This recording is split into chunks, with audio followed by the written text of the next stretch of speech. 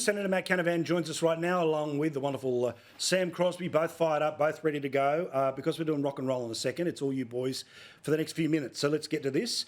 Matt, what do you think happened in the NT? Now, we know crime was the issue. Is there something bigger that happened in the Northern Territory? Because they didn't just change, they flogged the Labor Party, that being the CLP.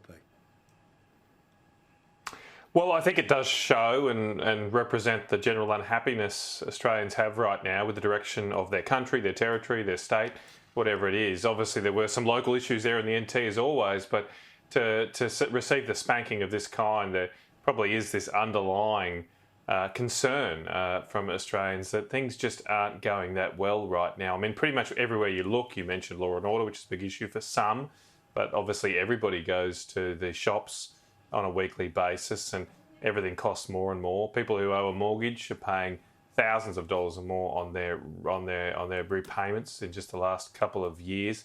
Our hospitals are bulging and just can't seem to deal with even not life-threatening but serious injuries on a timely basis. Our roads have massive potholes in them that just didn't exist years ago. It doesn't seem to be raining any harder, but things just aren't seem to be keeping up. Our nation's sort of crumbling around us, and so I think that's what's happening here, and it's a tough time for incumbent governments that don't have the answers.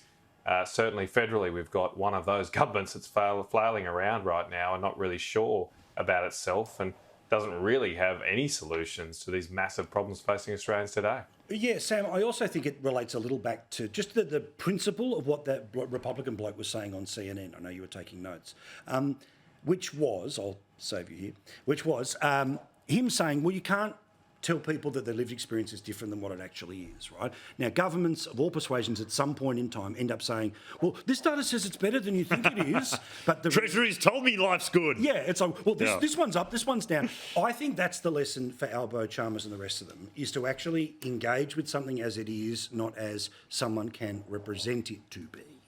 Look, I think you're right, and notwithstanding Matt's very ungracious comments about the federal government, I think a lot of these points are correct, that long-term governments, after a while, they have to wear the blame for everything that's going wrong in someone's life. Let me put one other theory out there as to, I think, why we as the Labor Party did so poorly on the weekend. I think this government's last term was horribly, horribly inconsistent. If you look at three chief ministers, policy. Well, that's right. Like, are you pro-fracking or are you anti-fracking? Are you pro, tough on crime, or are you pro a softer approach? I almost don't even know if it matters which side you pick, as long as you stick to it and you believe in it and you've got some evidence to back it up. I mean, at some stage the rubber's going to have to hit the road and you've got to hope it works.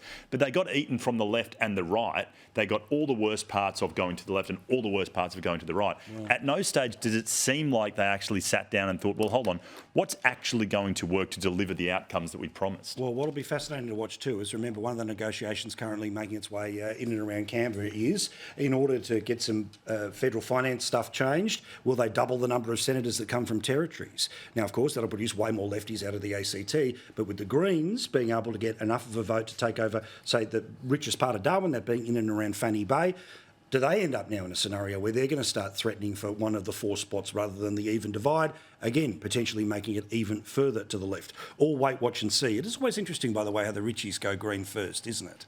Anyway.